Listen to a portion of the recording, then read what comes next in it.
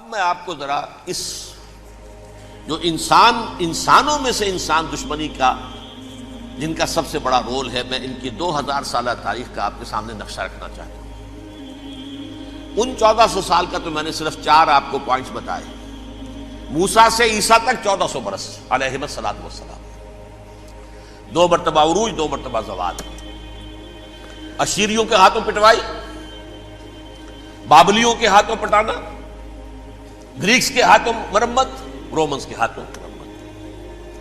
یہ جو 2000 سال ہیں، کیونکہ اب تو ظاہر بات ہے 21ویں صدی شروع ہو گئی، 20 صدیاں حضرت مسیح کو پوری ہو گئی۔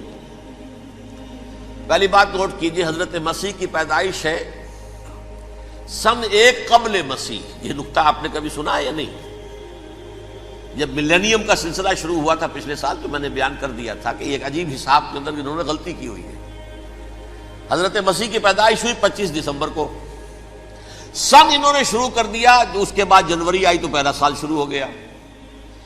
اگر جنوری سے پہلا سال شروع ہوا تو یہ 6 دن جو ہے تو اس کے پچھلے سال میں تھے، لہذا کہا جائے گا کہ Jesus Christ was born 1 year before Christ, BC۔ تو 1 قبل مسیح میں حضرت مسیح کی پیدائش ہوئی۔ یہ آخری اسرائیلی نبی اور رسول۔ یہودی علماء کی مخالفت، دشمنی، سولی پر چڑھوا دینا میں بیان کر چکا ہوں۔ سن 33 عیسوی میں، جبکہ حضرت مسیح کی عمر 33 برس تھی، اللہ تعالیٰ نے انہیں زندہ آسمان پر اٹھا لیا، لیکن یہودیوں نے اپنے خیال کے مطابق انہیں سولی پر چڑھوا دیا، ان کی موت واقع ہو گئی۔ اگرچہ اس کے بعد یہ اختلاف ہے ان میں، یہودی کہتے ہیں وہ سولی پر چڑھ گیا، ختم ہوا، مر گیا۔ عیسائی کہتے ہیں نہیں، انتقال ہوا ہے مسیح کا صلیب پر، لیکن پھر وہ دوبارہ زندہ ہو گئے ہیں۔ ان کی لاش ایک غار میں رکھ دی گئی تھی، وہاں ریزریکشن ہو گیا، ان کا باعث بعد الموت وہی ہو گیا، اور پھر انہیں اللہ نے زندہ آسمان پر اٹھا دیا۔ تو ہمارے اور عیسائیوں کے درمیان نوٹ کر لیجئے، یہ چیز مشترک ہے کہ حضرت مسیح آسمان پر زندہ اٹھائے گئے۔ فرق کیا ہے؟ وہ سمجھتے ہیں کہ سولی دیے گئے، سولی پر مرے، پھر زندہ ہوئے، پھر گئے۔ ہم سمجھتے ہیں کہ نہیں، وما صلبوہ وما قتلوہ، انہوں نے نہ صلیب دے سکے انہیں اور نہ انہیں قتل کر سکے، بل رفع اللہ الیہ، اللہ نے اٹھا لیا۔ پھر ہمارا اور یہ اس کا عیسائیوں کا ایک اور اتفاق ہے، سیکنڈ کمنگ آف جیسس، حضرت مسیح دوبارہ آئیں گے۔ یہ عیسائیوں کا بھی عقیدہ ہے اور ہمارا بھی۔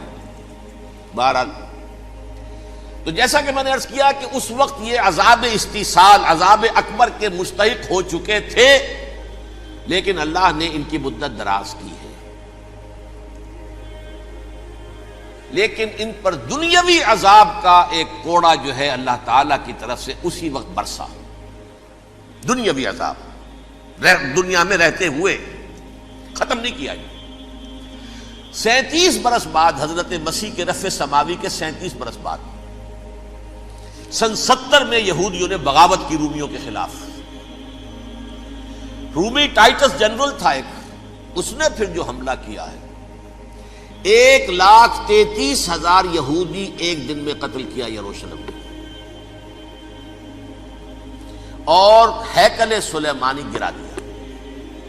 وہ ہیکل پہلے بھی گرا تھا، پہلے 1400 سال کے دوران میں بھی نبوکدنضر نے گرایا تھا، لیکن پھر اس کے 150 سال بعد انہوں نے دوبارہ بنا لیا تھا، اس لیے وہ اسے سیکنڈ ٹیمپل کہتے ہیں۔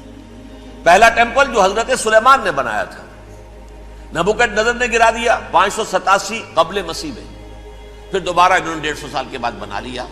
وہ اس تاریخ کا حصہ ہے، میں نے جس کے بارے میں آپ کو تفصیل نہیں بتائی۔ اس میں یہ ہوا سن 70 میں وہ گرا دیا گیا، وہ آج تک گرا پڑا ہوا ہے۔ نمبر 2، یہ کہہ دیا گیا کہ یہودیوں اس ارض فلسطین سے نکل جاؤ، تم یہاں نہیں رہ سکتے اب۔ لہذا جس کا جہاں سینگ سمایا چلا گیا، یورپ میں چلے گئے، ایشیا میں آ گئے، عرب میں آ گئے، یہ 3 قبیلے جو رات بھی میں نے عرض کیا تھا، بنو قینقاع، بنو نذیر اور بنو قریظہ، یہ وہاں سے آ کے مدینے میں آباد ہو گئے۔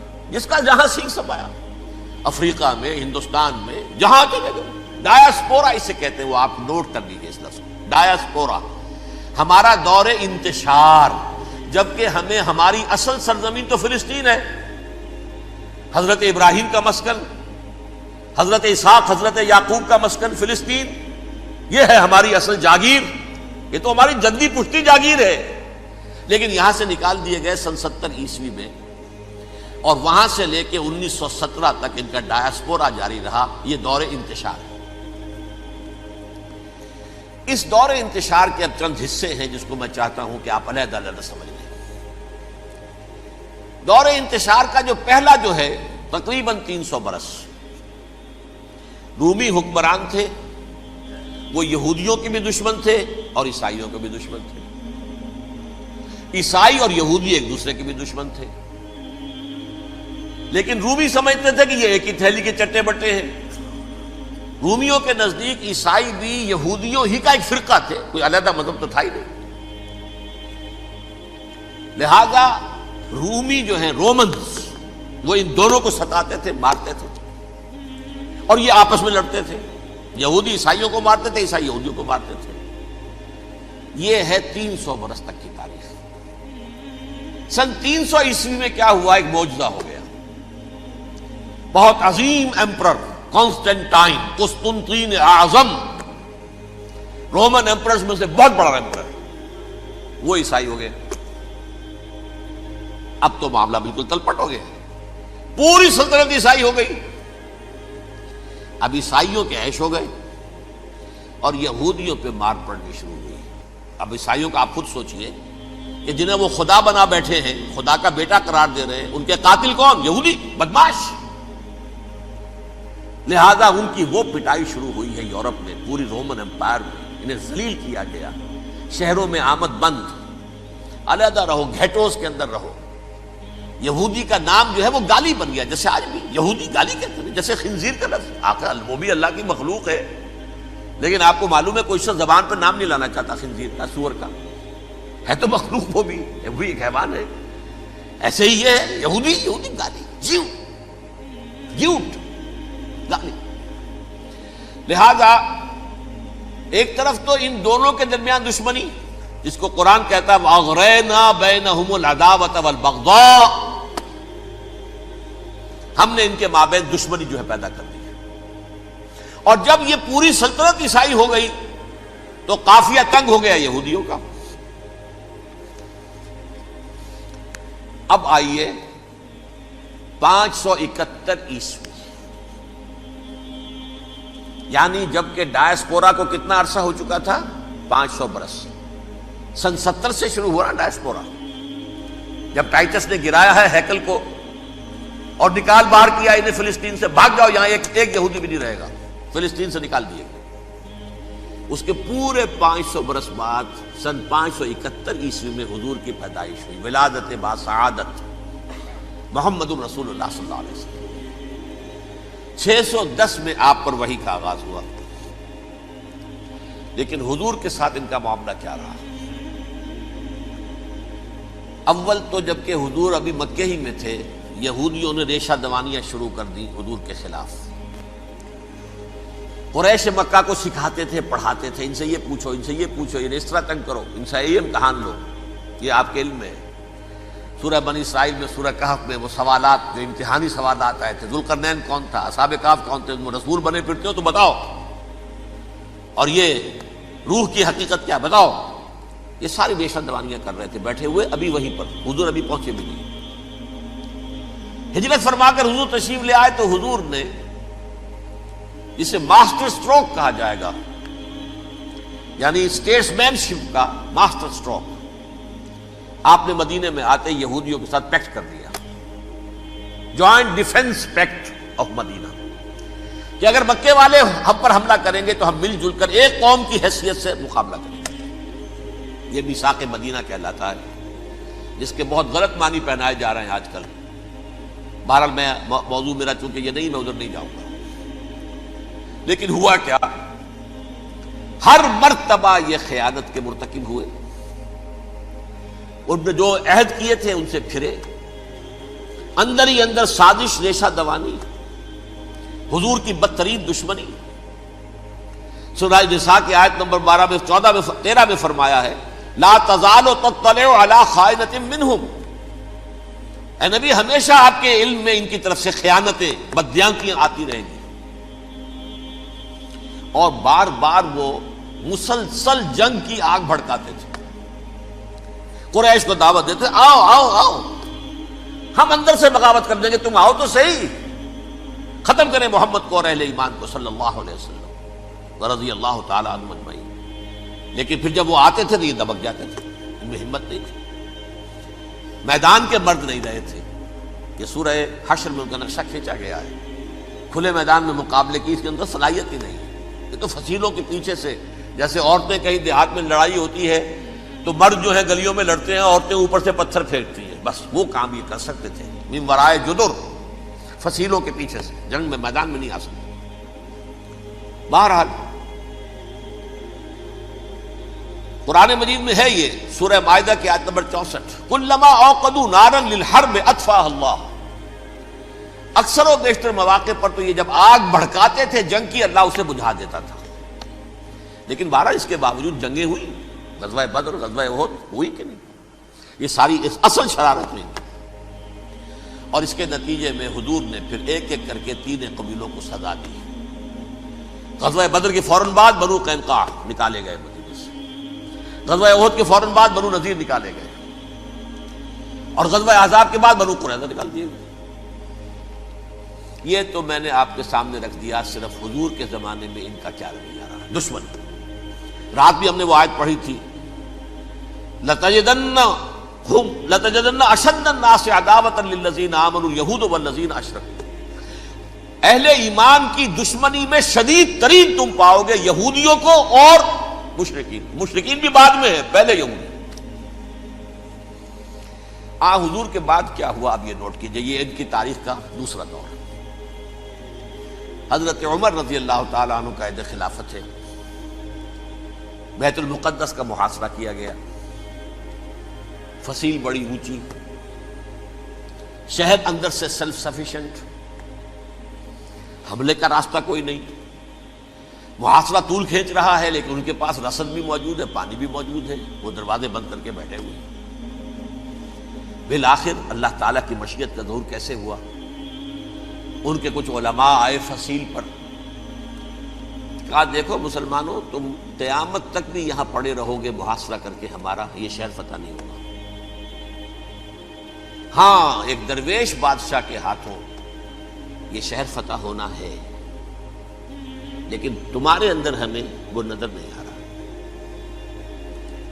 ابو عبیدہ بن الجراح رضی اللہ تعالی عنہ، امین هذه الامہ، ان کا فوراً ذہن گیا وہ درویش بادشاہ مدینے میں بیٹھا ہوا ہے عمر رضی اللہ تعالی. اب ایک اور عمر بھی ہے جو قندھار میں بیٹھا ہے. نقشہ وہی ہے، سادگی کی حد تک نقشہ وہی ہے، بالکل وہی، اپنی آنکھوں سے دیکھا ہے وہی سادگی. عمر اول، عمر ثانی تھے عمر بن عبد العزیز. اب ایک اللہ کے فضل سے اللہ تعالیٰ ایدہ اللہ بنصرتہ، اللہ تعالیٰ ان کی نصرت فرمائے، دشمنوں کو ان کے مقابلے میں نیست و نابود کرے. انہوں نے ریکویسٹ بھیج دی کہ حضور تشریف لائیے، یہ شہر فتح ہو جائے گا. وہ ہے سفر تاریخی، اتنا طویل سفر، تقریباً 700 میل، ایک اونٹ، ایک خادم، ایک منزل پہ امیر المومنین اوپر بیٹھے، خادم آگے چل رہا ہے، اگلی منزل پہ خادم اوپر بیٹھا ہے، امیر المومنین آگے جا رہا ہے. اور جب پہنچے ہیں تو وہ باری تھی خادم کی. اس نے ہاتھ جوڑ دیا، حضور خدا کے لیے تم کیا کہیں گے لوگ، وہ میرا برا حال کر دیں گے، تمہیں شرم نہیں آئی؟ امیر المومنین پیدل آگے چل رہے ہیں نکیل پکڑ کر، اور تم بیٹھے ہو اوپر براجمان ہو. حضرت عمر فرمایا الدور دورک، نہیں باری تمہاری ہے، بیٹھ. اس حال میں پہنچے ہیں. اور پھر یہ کہ ابو عبیدہ بن الجراح آئے ہیں، استقبال کیا ہے تو دیکھا ہے اس حال میں چلے آ رہے ہیں. عمر نکیل پکڑے ہوئے چلے آ رہے ہیں، اور کہتے ہیں کہ کہیں کیچڑ ویچڑ تھا، جوتے خراب ہو گئے تھے، وہ بھی اتار کے ہاتھ میں پکڑے ہوئے، کپڑے تو تھے ہی پھٹے ہوئے. انہوں نے کہا بھی حضرت ابو عبیدہ نے، دیکھیے یہ بڑا متمدن ملک ہے، بڑا مہذب علاقہ ہے، یہ آپ ذرا حلیہ اپنا دوست فرما لیں تب جا کے پیش ہم آپ کو کریں گے. آپ نے فرمایا نحن قوم اعزنا اللہ بالاسلام، ہم وہ قوم ہیں جنہیں اللہ نے عزت دی ہے اسلام کے ذریعے سے. کپڑوں کے ذریعے سے نہیں، دولت کے ذریعے سے نہیں۔ اسی حال میں گئے ہیں، اوپر سے انہوں نے کھڑے ہو کر نشانیاں دیکھی ہیں، اپنی کتابیں کھولی، ہاں یہ وہی ہے، اچھا لو جی سرنڈر، شہر تمہارے ہاتھ میں۔ خون کا ایک قطرہ نہیں بہا اور بیت المقدس فتح ہو گیا۔ لیکن اس وقت حضرت عمر نے ایک نرمی یہ کی کہ یہودیوں کے لیے بھی اسے اوپن سٹی قرار دے دیا۔ یہ احسان عظیم حضرت عمر کا، اس سے پہلے یہودی آ ہی نہیں سکتا تھا، داخل ہی نہیں ہو سکتا تھا، وہاں وہ آ کر وزٹ نہیں کر سکتا تھا، زیارت نہیں کر سکتا تھا اپنے مقدس مقامات کی۔ حضرت عمر نے یوں سمجھیے کہ تقریباً 550 برس کے بعد ان کے لیے راستہ کھولا ہے کہ ہاں تم آ سکتے ہو، زیارت کر سکتے ہو۔ لیکن یہ عیسائیوں نے لکھوایا معاہدے کے اندر، انہیں یہاں آپ آباد ہونے کی اجازت نہیں دیں گے، لیکن کم وزٹ دی پلیسز، دیکھیں زیارتیں کریں اور جائیں۔ یہ معاہدہ حضرت عمر کا ہے رضی اللہ تعالیٰ، جو پھر خلافت راشدہ کے بعد بنو امیہ نے بھی اس کو آرڈر کیا، بنو عباس نے کیا، پھر جو ہمارے یہ ترکوں میں اندر خلافت آئی تو ترک خلفاء نے بھی اس معاہدے کی پوری پابندی کی۔ فلسطین میں آ سکتے ہیں یہودی صرف زائرین کی حیثیت سے، وہاں آباد نہیں ہو سکتے۔ اب آئیے اگلا دور آیا حضرت عثمان کا دور خلافت۔ یہ ہے وہ وقت کہ اب یہود نے امت مسلمہ کی پیٹھ میں چھرا گھونپا۔ وہ کیسے؟ ایک یہودی عبداللہ ابن سبا اسلام کا لبادہ اوڑھ کر آ گیا، معاشرے کا جائزہ لے لیا، ان میں بنو ہاشم اور بنو امیہ میں جو پرانی کشاکش تھی اس کے کچھ نہ کچھ جراثیم باقی ہیں، اگر ان کو ذرا بھڑکا دے تو مسلمانوں میں انتشار پیدا ہو جائے۔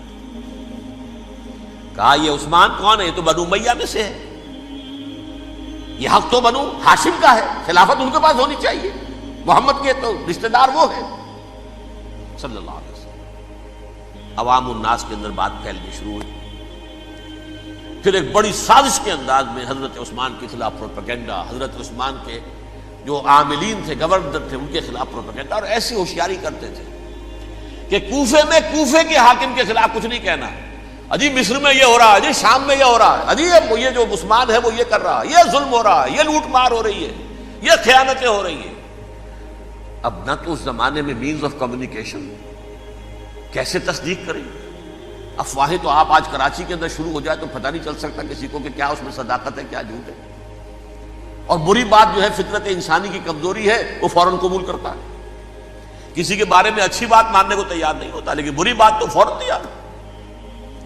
بہرحال یہ فتنہ انہوں نے اٹھایا، حضرت علی کی الوہیت کا فتنہ اٹھایا، حضرت عثمان کے خلاف الفتنۃ الکبریٰ برپا کیا، حضرت عثمان شہید ہوئے۔ اس کے بعد 5 برس تک مسلمان ایک دوسرے کی گردنیں کاٹتے رہے، باہمی خانہ جنگی ہوئی، امت کو وہ زخم لگایا ہے جو آج تک جس سے خون رس رہا ہے۔ یہ شیعان عثمان اور شیعان علی تھے جو بعد میں پھر سنی اور شیعہ ہو اور آج تک۔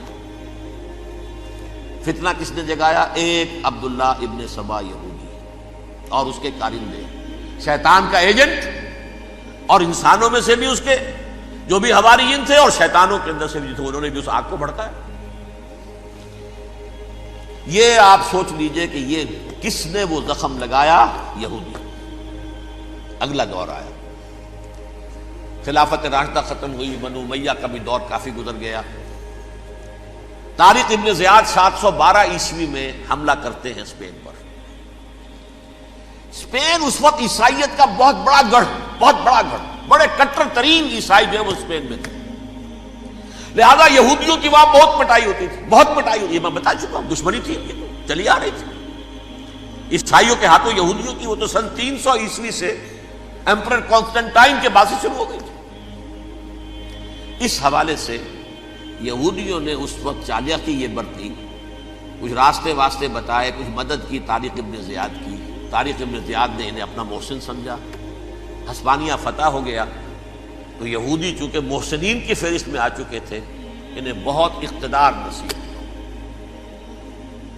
بڑی سپورٹ مسلمانوں نے دی۔ ان کے بڑے بڑے علماء جو ہیں اسی دور کے اندر پیدا ہوئے، بڑے بڑے تھنکرز ان کے اسی دور میں پیدا ہوئے۔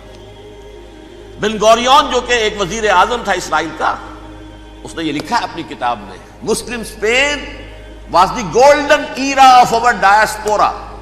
وہ ڈائسپورا جو 70 عیسوی سے شروع ہوا تھا اور 1917 عیسوی تک جاری رہا ہے، اس میں سے گولڈن ایرا ہمارا جو تھا وہ مسلم اسپین تھا. ہسپانیہ میں بیٹھ کر ہم عیش کیے، لیکن وہاں سے انہوں نے اور جو کچھ کیا، یہ تو داستان کے تو بہت سے گوشے ہیں، لیکن میں جس اسٹریٹ لائن میں چل رہا ہوں اس کے اعتبار سے ایک بات سمجھ لیجیے. وہاں بیٹھ کر انہوں نے اب عیسائیت کی پیٹھ میں چھرا گھونپا، پروٹیسٹنٹ مذہب پیدا کیا، تقسیم کر دیا. جیسے شیعہ سنی کی تقسیم، عبداللہ ابن سبا، رومن کیتھولک اور پروٹیسٹنٹ کی تقسیم، یہودی علماء. ہوتا کیا تھا؟ ہسپانیہ کی یونیورسٹیاں ہیں، کارڈووا میں ہے، ٹولیڈو میں ہے، گریناڈا میں ہے، غرناطہ، قرطبہ، تولیتلا، اور وہاں آتے تھے لوگ. فرانس سے چلے آ رہے ہیں نوجوان پڑھنے کے لیے، جرمنی سے چلے آ رہے ہیں، اٹلی سے چلے آ رہے ہیں. 3 ہی ملک قریب ترین پڑھتے ہیں سینٹرل جو یورپ کے ہیں. یہاں پر جو ہے وہ اسلام جو نور پھیلا رہا تھا اس سے بھی مستفیض ہوئے. جہالت کے جو ہے پردے ان کے وہ چھٹے. اس کے ساتھ ہی وہ یہودی وہاں ان کے اندر جو جراثیم داخل کر رہے تھے وہ اس عیسائیت کے خلاف بغاوت تھی جو اس وقت دنیا میں عیسائیت اس وقت تھی. پوپ کا راج تھا دنیا میں اس وقت. یورپ میں جو عیسائیت تھی اس میں ایک طرف بادشاہ تھے، لیکن بادشاہوں کی حیثیت وہاں پر یوں سمجھ لیجئے کٹ پتلیوں کی تھی. اصل قوت پوپ کے ہاتھ میں تھی.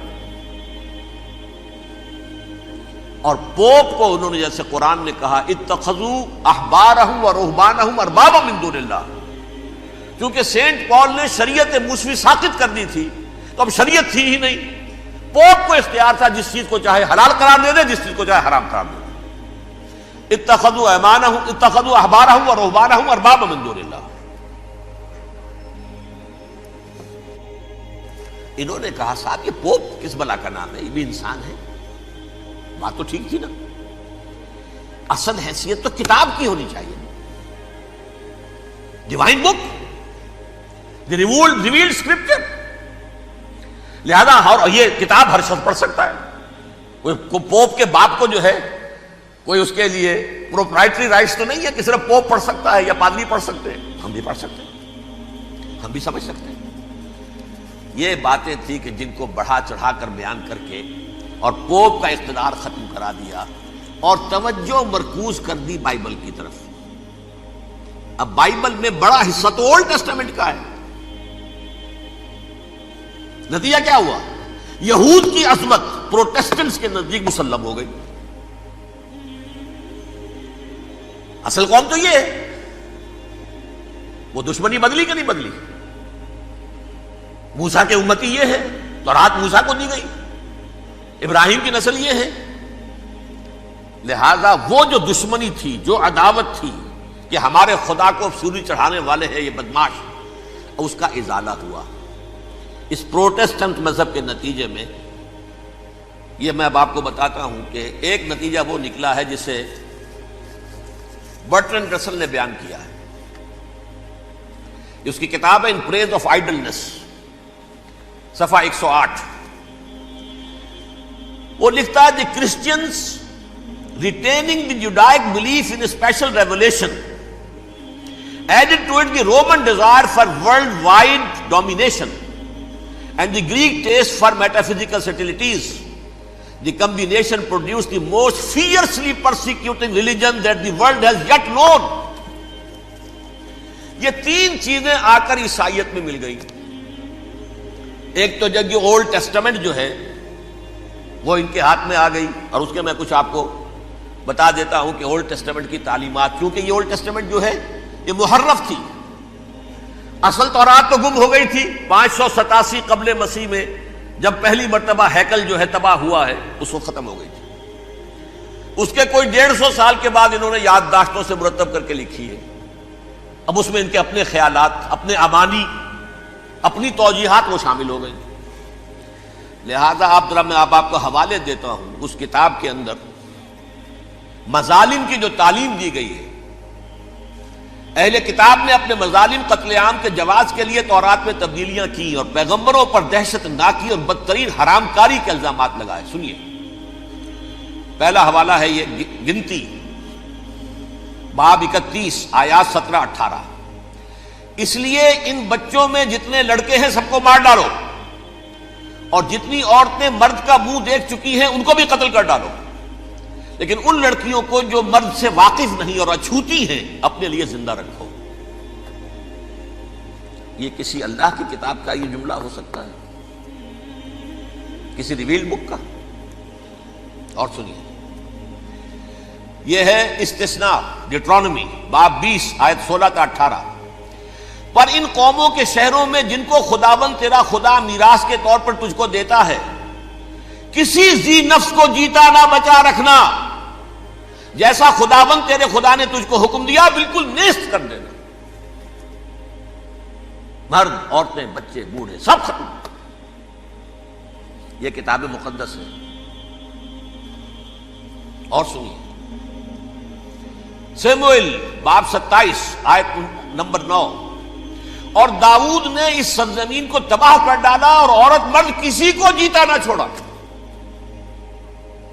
نمبر 4، ان سب آباد شہروں کو ماں، عورتوں اور بچوں کے بالکل نابود کر ڈالا. کتاب استثناء باب 3 آیت 6.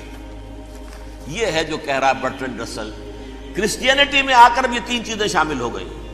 ایک تو یہ باربیرین یہ تعلیم جو ہے، اور یہ مذہب کے نام پہ تعلیم، یہ کتاب مقدس کی تعلیم. نمبر 2، رومنز کے اندر جو ایک تمنا تھی ورلڈ ڈومینیشن کی، وہ عیسائیت کے اندر آ گئی. اس لیے کہ پوری رومن امپائر جو ہے عیسائی ہو گئی، اسے وراثت کے اندر ورلڈ ڈومینیشن کی جو ایک تمنا تھی وہ مل گئی. اور پھر یہ کہ انہوں نے جو توہمات تھے یونانیوں کے، ان کو بھی اپنے ہاں مختلف شکلوں کے اندر جمع کر لیا. ان تین چیزوں کا the combination produced the most fiercely persecuting religion that the world has yet known. اس کے نتیجے میں دنیا میں تاریخ انسانیت کے اندر جو بدترین خونخوار ترین مذہب ہو سکتا ہے وہ شکل عیسائیت نے اختیار کی. اور اس کا مظہر عتم کیا تھا؟ نوٹ کیجیے، صلیبی جنگیں.